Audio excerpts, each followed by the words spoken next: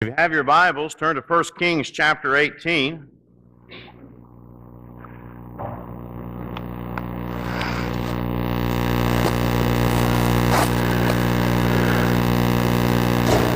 If I told you I have the solution to fixing the world today, would you be interested? And I say, hey, well, great, give it to us. Is it a shot? Is it a pill? Is it a liquid? What is it? In 1 Kings chapter 18, I want us to be reminded this morning what we're facing, folks, is not a political party problem. It's not that one political party has the answers and the other one doesn't. It is not a national situation. One nation has the answer and one doesn't. The problem that we face today is a problem that is a spiritual problem. That's why it was important for us to take time to pray, to get our attention turned on the spiritual plane, to be reminded that although you and I are not able to go and put on a uniform and go fight in the military, we may not be able to serve in a political position, but every single one of us can and must pray. For it is a spiritual battle. And there was something that was happening in the nation of Israel that was similar to what was going on and what is going on today. The nation of Israel was having problems. Ahab was the king. Now you talk about a wicked, immoral person. Ahab was all of that. And if he wasn't bad enough, his wife Jezebel was 10 times worse. And they have brought in these false gods, had brought in this false religion. And so in the nation of Israel, there were some that were staying true to God. There were others that were serving these other gods, trying to make everybody happy. And their chaos had come to the nation. And so Elijah comes on the scene, God's representative, God's man with God's truth. And folks, let me just stop here and let me just say this. How can we expect the world, the unsaved, to listen to the voice of God and God's truth when Christians are having a hard time listening to the voice of God and obeying truth? When the church can't come together in unity and stand and say, "Thus saith the Lord," it sends a mixed signal to others. And they say, well, why should we follow along? Why should we do this? So it is imperative, church, that we set the example, that we know what God says, and we follow what God says so others can see it. Look at what it says in verse 17 at the end. Okay? Ahab says to Elijah, "Art thou he that troubleth Israel?" Isn't it amazing that Ahab, the wicked king, is trying to blame a godly man for the problems of a nation? Sound familiar? Christians today get accused and get blamed. Well, if it wasn't for you guys, you guys trying to be so morally right, then we could fix these problems. My friend, without being godly right, you'll be completely and utterly wrong. Christians are not the blame. It is not the truth that preachers are proclaiming that's the problem. Listen to what Elijah says in verse 18.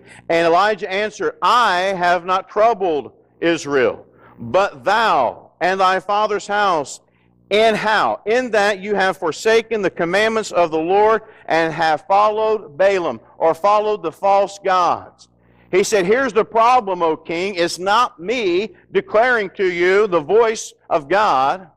The problem, O king, is that you and the house and the nation of Israel aren't following the commandments of God. You want to know what our nation needs? You want to know what our world needs? It's for us as the creation of God to follow, "Thus saith the Lord." Not what Randy thinks, not what a Baptist thinks or Methodist thinks or Presbyterian thinks. What does God say? If we are to follow the commands of God, if we are to ask for His blessings upon our land, then we must follow His commandments. And folks, it has to start in the church. It has to start with us doing what He says for us to do. How about you? Don't look at the person next to you. Don't think about your next door neighbor. Don't think about your coworker. Don't think about your spouse. Don't think about your kids. What about you? Are you obeying the commandments of God? Everything that you know to be true, are you doing those? Are you forgiving people, or are you holding on to bitterness and anger? Are you loving people, or is there hatred in your heart? Are you giving the gospel and sharing how people can be saved, or are you remaining silent? Are you an honest person, or do you tell lies? Are we doing everything that God has called us to do? I want you to look now at verse 21. Elijah gives the command to the nation of Israel. And Elijah came unto all the people and said, How long halt ye between two opinions? If the Lord be God, follow Him. And if Baal, then follow him. And the people answer him not a word. Church, are you ashamed of the gospel of Jesus Christ? I hope your answer would be no, I'm not ashamed. I'm not ashamed of what Jesus has done for me. I'm not ashamed of the transformation that He's done in my life. Folks, I'm here to tell you, Jesus is the best thing that has ever happened to me. He truly is. Because if I didn't have Jesus, I wouldn't have my wife. If I didn't have Jesus, we wouldn't have our daughter. If I didn't have Jesus, I never would have met you folks. If I didn't have Jesus, I wouldn't have peace. I wouldn't have joy. I wouldn't have love. I wouldn't have forgiveness of sin. If I didn't have Jesus, I wouldn't have heaven as my home. Folks, if I didn't have Jesus, I would be of all men miserable. I am not ashamed of Jesus. And church, I know there is a lot of pressure for Christians to be silent and not to stand up for truth.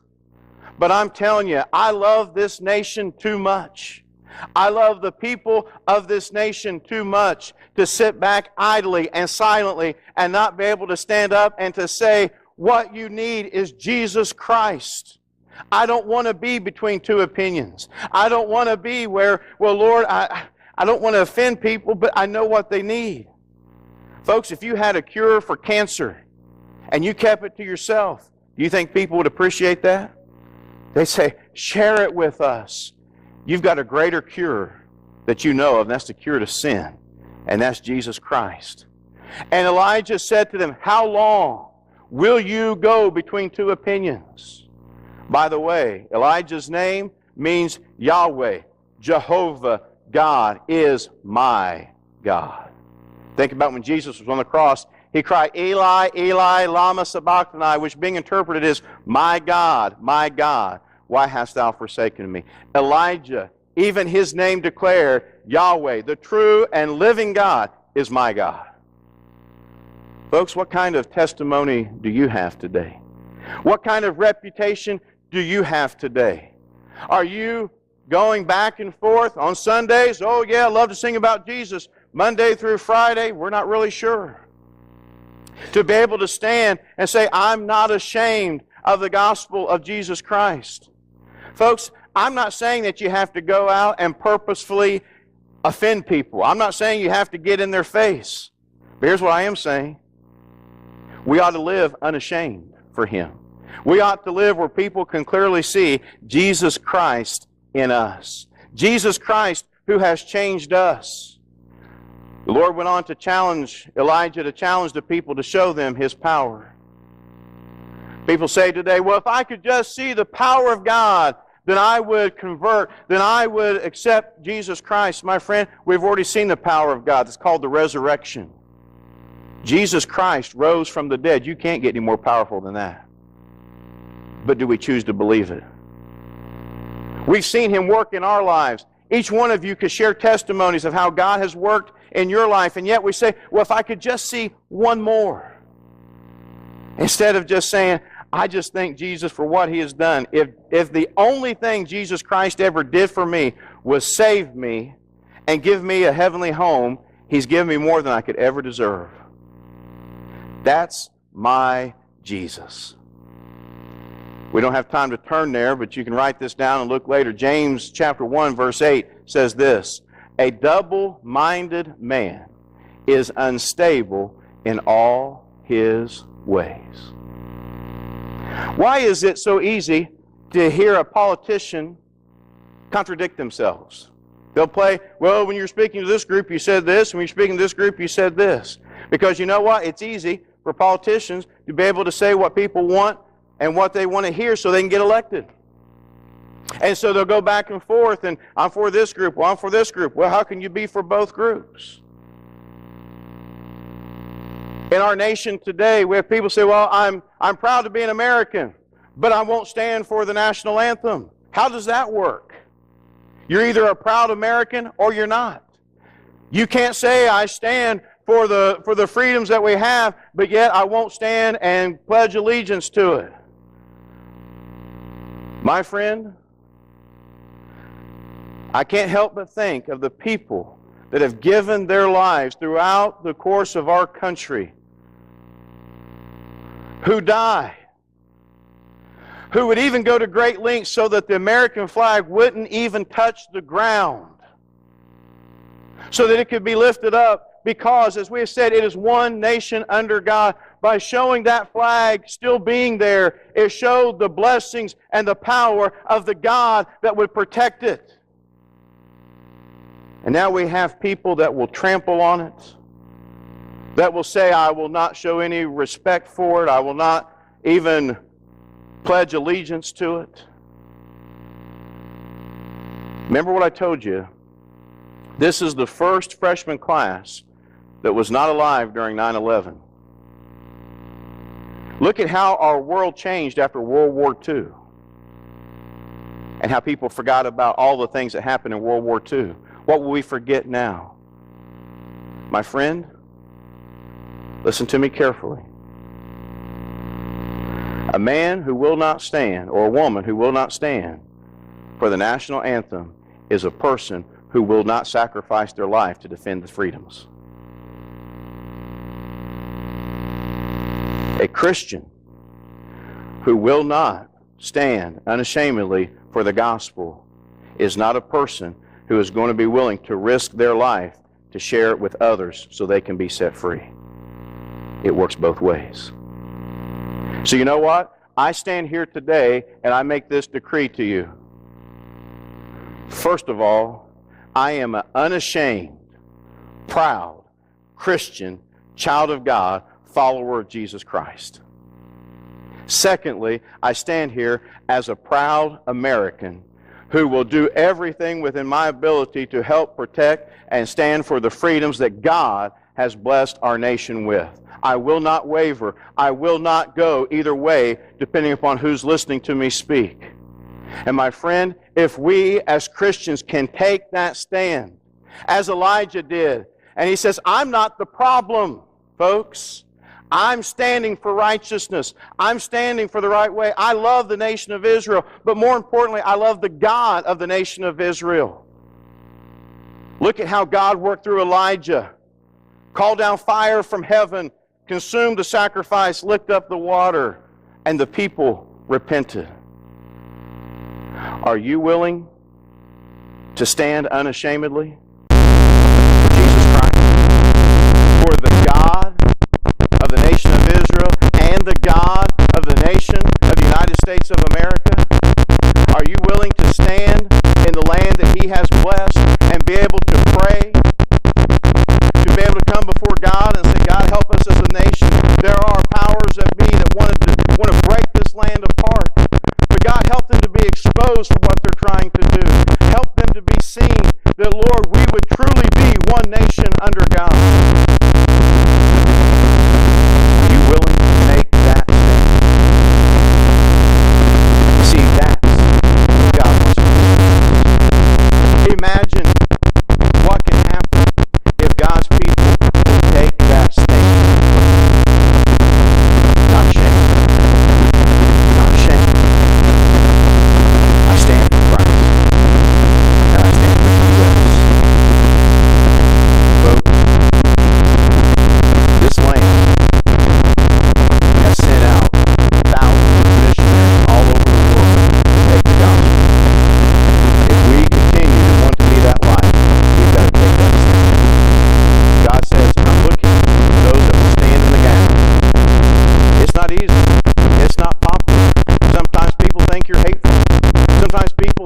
wrong. But my friend, I encourage you with this. If you stand upon the Word of God, listen to me carefully. You are never wrong. When you stand upon this book, not upon your opinions, but when you stand upon the Word of God,